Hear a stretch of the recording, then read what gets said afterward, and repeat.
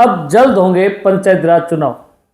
Supreme court का आदेश है कि 15 अप्रैल से चुनाव पहले होने हैं, मगर इसको लेकर जैसलमेर में राजनीतिक की जो गलियारों में चर्चा है वो तेज हो गई है, सरगर्मी है वो तेज हो गई है। हमारे साथ जुड़ चुके हैं ओम जी भाटिया। सर, 15 अप्रैल से पहले पंचायत राज चुनाव होने वाले हैं, सुप्रीम कोर्ट का आदेश आया है और बाजार में चर्चाओं का दौर शुरू हो चुका है और सरगर्मियाँ तेज हो चुकी है, क्या लगता है आपको? नमस्कार साथियों, द वॉरियर से मैं ओम भाटिया। और सुप्रीम कोर्ट के आदेश के बाद में अब कोई रास्ता नहीं बचा है कि पंचायत चुनाव को टाला जा सके।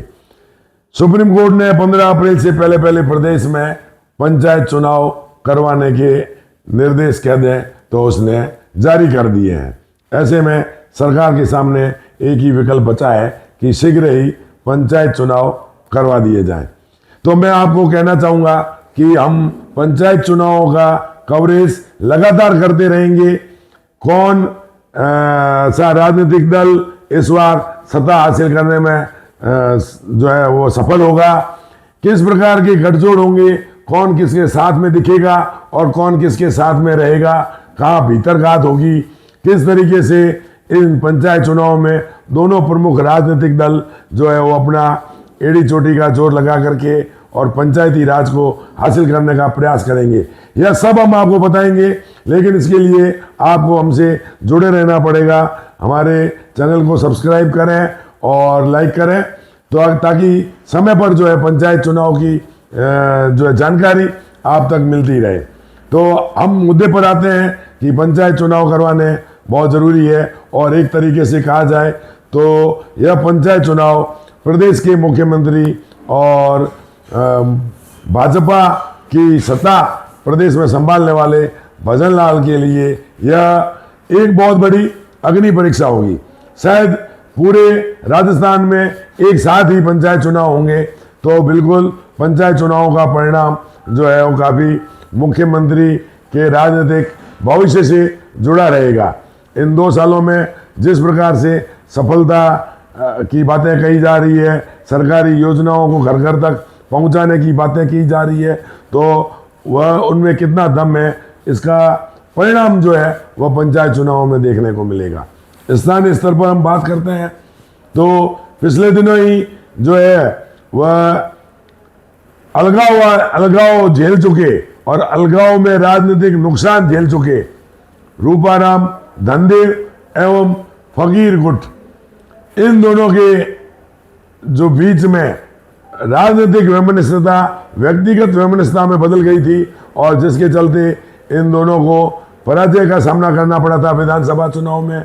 और यही नहीं, जिस प्रकार से पंचायती राज चुनाव में भी जो है इनके हाथ में सत्ता आई हुई थी उसको भी इन्होंने आपसी झगड़े में जो है वह लुटा दिया। तो अब चूंकि यह दोनों समझौता कर चुके हैं और राजनीतिक तौर पर जो है इनका समझौता एक बार हो चुका है, अब इस समझौते में लगा हुआ फेविकोल कितना मजबूत है वह इन पंचायत चुनावों में देखने को मिलेगा। पहले से 2 पंचायत समितियां भी बढ़ चुकी है। ऐसे में इन पंचायत समितियों पर प्रधान के तौर पर काबिज होना और अपना जिला प्रमुख बनाना, यह एक तरह से भाजपा और कांग्रेस दोनों के लिए जो है वह बहुत बड़ा घमासान होगा।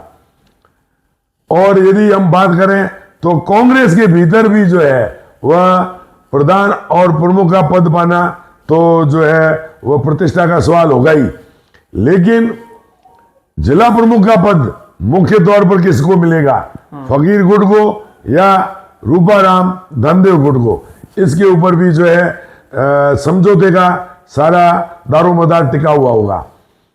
वर्तमान में जिलाध्यक्ष जैसा महत्वपूर्ण पोस्ट जो है वह फकीर परिवार में जा चुकी है और फकीर परिवार से जो है वह जो जिलाध्यक्ष निर्वाचित हुए हैं अमरदीप, उन्होंने जा करके और रूपाराम जी के यहाँ पर समझौता किया है, हाथ मिलाया है और उनके जितने भी लोग बाग थे उन सब से भी जो है उन्होंने समझौते को मुकाम तक पहुंचाने के लिए प्रयास किए हैं।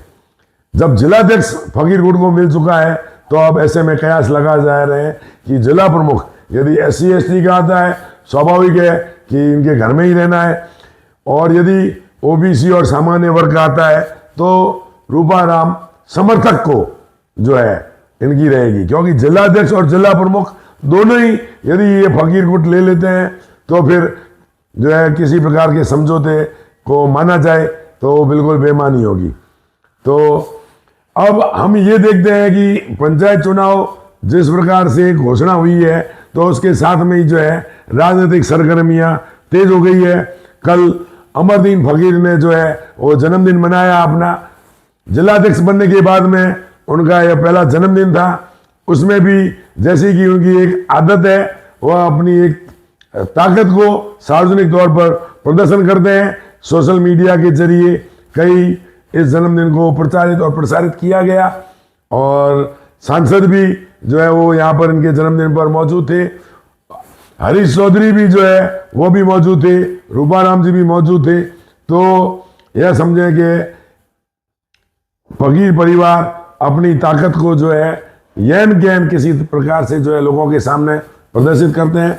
और अब जिस प्रकार से इनमें समझौता हुआ है, और दूसरी तरह से जो है भाजपा ने अपने लेवल पर पंचायत समितियों का और पूरे वार्डों का परिसीमन किया है, तो इन दोनों बातों को लेकर के दोनों दलों में ही जो है आशंकाओं का और डर का माहौल गरमाया हुआ है।